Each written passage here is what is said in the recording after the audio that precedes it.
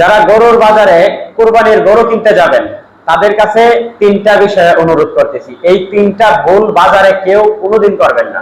আপনারা যারা ঢাকা শহরে থাকেন, ঢাকা শহরে বড় হয়েছেন, গরু লালন পালন করেন না অথবা গ্রামে বসবাস করেন না, তারা এই বাজারগুলোতে গিয়ে কুরবানির গরু দেখতে গিয়ে অথবা কিনতে গিয়ে এই তিনটা ভুল করে থাকেন। সাবধান, এই তিনটা ভুল কখনো করবেন না। এই তিনটা ভুল যদি আপনি করেন, আপনার একই সাথে কুরবানি তো হবেই না, বরং বিভিন্ন ভাবে আপনি মনক্ষুণ্ণ করবেন গরু। এই বিষয়টা কি আমি আপনাদেরকে উল্লেখ করি। প্রথমত হচ্ছে, আপনারা গরু কিনতে যান, যারা গরু সম্বন্ধে কোনো আইডিয়া নেই, বছরে একবার কুরবানির ঈদ আসে, কুরবানির ঈদে গরু কিনতে যান, তারা যে কাজটা করেন, গরুর ধাপাস করে গরুর পাছায় যায় একটা থাপ্পড় মারেন। কখনো গরুর পাছায় ধাপাস করে যেই গরু লালন পালনকারী বা যে কৃষক, যে ব্যাপারী গরু নিয়ে আসছে, তার সামনে গরুর পাছায় যায় ধাপাস করে একটা থাপ্পড় দিবেন না। এইটা গরুর গায়ে যেমন লাগে তেমন কৃষকের কলিজায় লাগে, কারণ কৃষকের কাছে এই গরুটা শুধু গরু না, তার একটা সন্তানের সমতুল্য। এখন সেই সন্তানের সমতুল্য আপনি বলতে পারেন যে সন্তানের সমতুল্য গরু, এটা বিক্রি করতে আসছে, এটাকে জবাই করবে, কুরবানি দিবে, এটা হচ্ছে ইসলামিক বিধান। কিন্তু একজন কৃষকের সামনে আপনি যখন গরুর পাছায় ধাপাস করে থাপ্পড় মারেন, তখন এই থাপ্পড়টা কৃষকের কলিজায় লাগে। অতএব এই কাজটা কেউ করবেন না। এটা হচ্ছে 1 নাম্বার কথা। 2 নাম্বার কথা হচ্ছে, গরু কিনতে যাবেন ভালো কথা, আপনি নিজেই তো ভাই গরু সম্বন্ধে আপনার কোনো আইডিয়া নেই। আপনি ঘরের রমণী নিয়ে যান গরু কিনতে, কেন ভাই?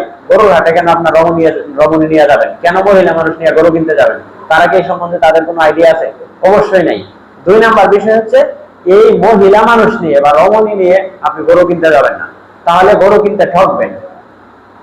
3 নাম্বার বিষয় হচ্ছে, গরু কোনটাতে মাংস বেশি হবে, কোনটাতে মাংস কম হবে, এটা থেকে গুরুত্বপূর্ণ হচ্ছে গরুটা কত বেশি সুন্দর হবে। কুরবানির গরু সৌন্দর্য বৃদ্ধি থাকতে হবে বেশি।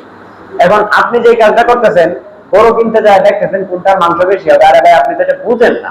আপনি যা দেখেন যেটার চামড়া থলথল করে, অস্ট্রেলিয়ান গাভী বা অস্ট্রেলিয়ান ষাঁড় গরু, ওইটার চামড়া থলথল করে, আপনি মনে করেন ওইটাতে মাংস বেশি হবে না, ওইটাতে মাংস বেশি হবে না, কারণ ওইটার ভিতরে ফোলা, ওইটার ভিতরে প্রচুর পানি, ওইটা কচি ঘাস খেয়ে বড় হয়েছে, এই জন্য ওইটার ভিতরে শুধু পানির কারণে চামড়াটা থলথল করে, দেখতে অনেক সুন্দর, কিন্তু এটার ভিতরে মাংস কম হবে। এই ক্ষেত্রে দেশীয় যে গরুগুলো দেখতে একদম গোলগাল ছোট সাইজের, কিন্তু পিডা, একটু চাপ দিয়ে আপনি দেখতে পারেন, জিভা দিয়ে দেখতে পারেন শক্ত কতটুকু, যেটা শরীর যত বেশি শক্ত হবে সেটার শরীরে তত বেশি মাংস হবে এবং মাংসটা সুস্বাদু হবে। এই ক্ষেত্রে আপনি শক্ত এবং নরম দেখবেন, থলথল এটা দেখবেন না। তাহলে আমি এখানে যে বিষয়টা আপনাকে বললাম যে এই তিনটা ভুলের মধ্যে 1 নাম্বার ভুল যেটা বলছি, গরুর গায়ে কখনো থাপ্পড় দিবেন না। গরুর গায়ে থাপ্পড় দেওয়া আর কৃষকের কলিজাটা ছিঁড়ে বের করা সমতুল্য।